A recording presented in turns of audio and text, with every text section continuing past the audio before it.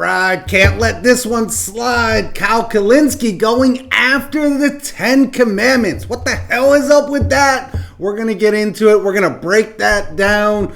What's going on with this? I'm going to show you a couple clips. I am Reverend T. I am the unrefined priest. Let's jump right into this. I'm going to show you a brief clip from Kyle Kulinski giving you the details on why this is coming up. So let me get that going here, and we are rolling. Walk you through it here. This is in the Texas Tribune. Texas will require public school classrooms to display the 10 Commandments under bill nearing passage.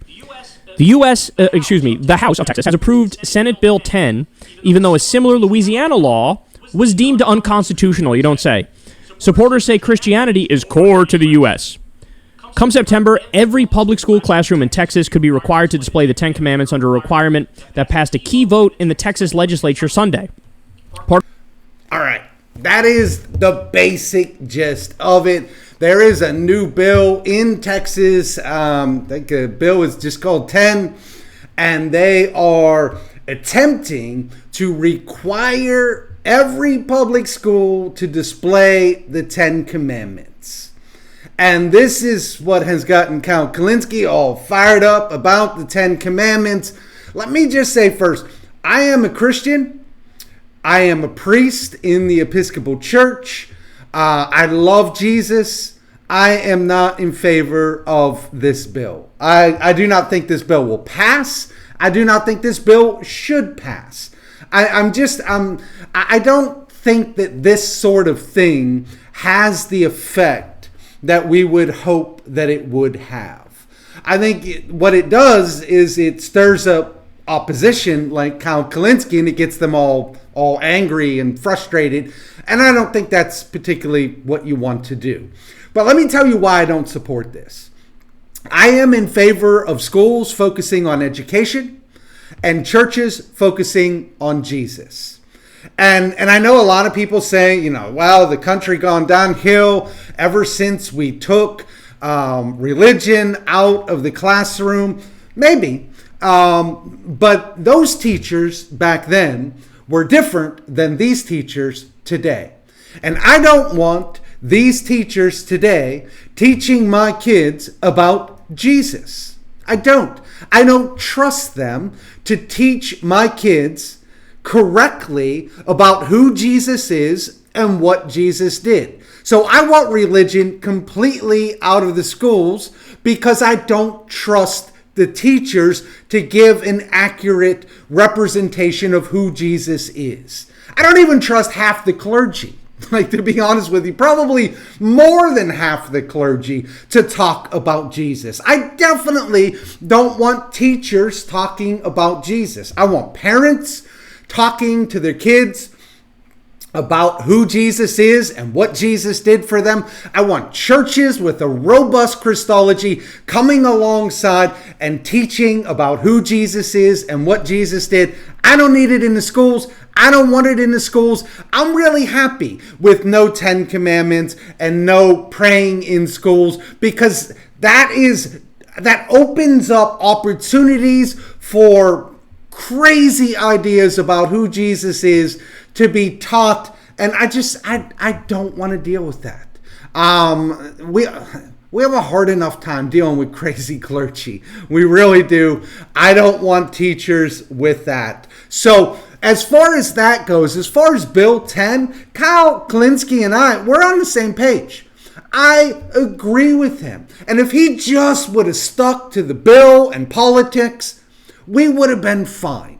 But he couldn't. Couldn't do that. He had to go in and launch on this crazy asinine attack on the 10 Commandments. I don't know why he did it. He didn't have to do that. All he had to do was make the argument that this doesn't belong in the schools. You don't have to attack the 10 Commandments. But since he did, let's jump into it a little bit. First of all, the first thing I want to say about this is I think that his attack on the 10 Commandments comes from a profound misunderstanding and lack of knowledge and information on really anything Christian. And I mean that in the nicest way possible. Like, I just do not think that he could summarize the gospel of Jesus Christ to save his life. I don't think that he could. I don't think that he can adequately talk about the Ten Commandments. So what I'm going to do is I'm just going to break down one, because he goes on a rant on one of the Ten Commandments, and I'm going to play that, and then we will look at it. So this is. And my apologies, it is only me. I do all my own stunts. All right, so we're gonna play this video, and then we're going to talk about it. By the way, if you were going to make a list of the 10 things you absolutely should do, the way you should act, or a list of 10 things you should never do, the 10 Commandments fails that miserably. Really? A list of the 10 most important things, and one of them is, don't work on Sunday? What? What about, like, child grape or grape in general, right? Like, well, the idea... Oh, these are the best things anybody's ever listed, and, like, more than half... Yeah, these are the best things anybody's ever listed, and, like, more than half of them are just the dumbest shit you've ever heard. All right. So he's going to talk about the Sabbath. He's going to go into a rant on the Sabbath and keeping the Sabbath holy. Again, this comes from just a complete misunderstanding of what the Sabbath is. First of all, the Sabbath was originally Saturday. And the Christian church, the Jewish church, still observes the Sabbath on Saturday. But the Christians changed the Sabbath to Sunday. And the reason that we changed it to Sunday is that's the day of the resurrection. So in some sense, the Sabbath changed as an honoring of the day of Jesus, the resurrection. But here's what I really want to get to. I don't think the day matters at all. I don't think the day, whether it's Saturday, whether it's Sunday, whatever day it is, the day doesn't matter. It's the principle that is being put forward here. And the principle is work 6 days of the week, but on the seventh day, whatever day, you are to spend time, if you are a Christian, in worship of God. If you're not a Christian, spend time resting. That there should be time to rest and get away from work, that it's not just work, continuous every week, every month, every year, on and on and on. And so the Sabbath is actually a law that is for our benefit. It is for the benefit of human beings. It is for the benefit of our society and culture as a whole. This idea of you need to take time to rest, you need to take time to worship God, you need to take time to be in God's presence, to get built back up. This is not just a biblical idea. This is an idea that almost every culture in history has taken and applied it in their culture. And I'm not saying that the biblical idea was the first and everybody's using it, but this idea is common throughout the world, that there should be times of rest. And in fact, it is a law in our country in many places. So for example, if you are a pilot and you're flying, there is a law that you cannot fly so many days in a row. You have to take time off. Why does that law exist? It exists for the good of the pilot and the good of the passengers on that airplane. And it's the same concept as the Sabbath is take time to rest, to get built back up. Take time in God, rest in God. Again, if you're a Christian, then do that in God. If you're not a Christian, it still applies.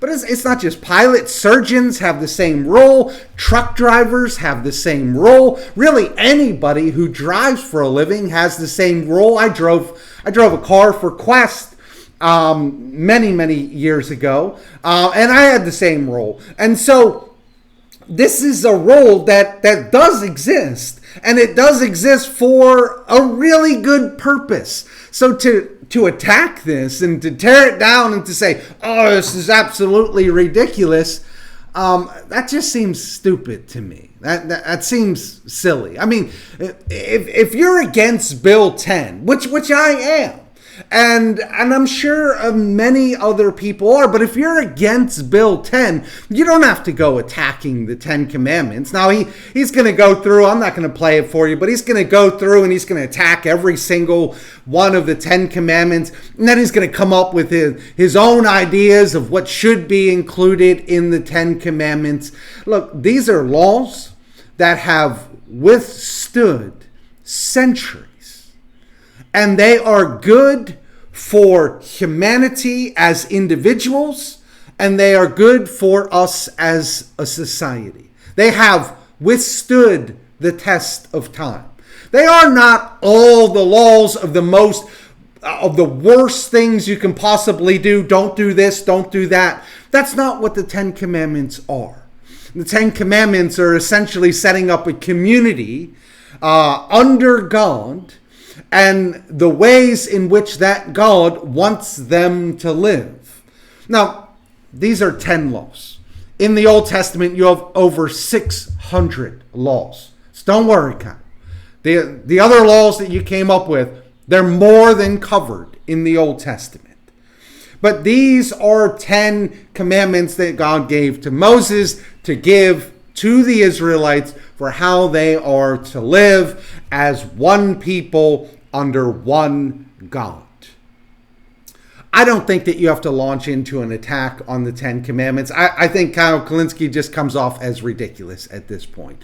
But that's what I got for you on the 10 Commandments. Again, my name is Reverend T. I am the unrefined priest. And if you like what we're doing, hit that like button. Also hit that subscribe button. It does help us out tremendously. And I will catch you on the next one.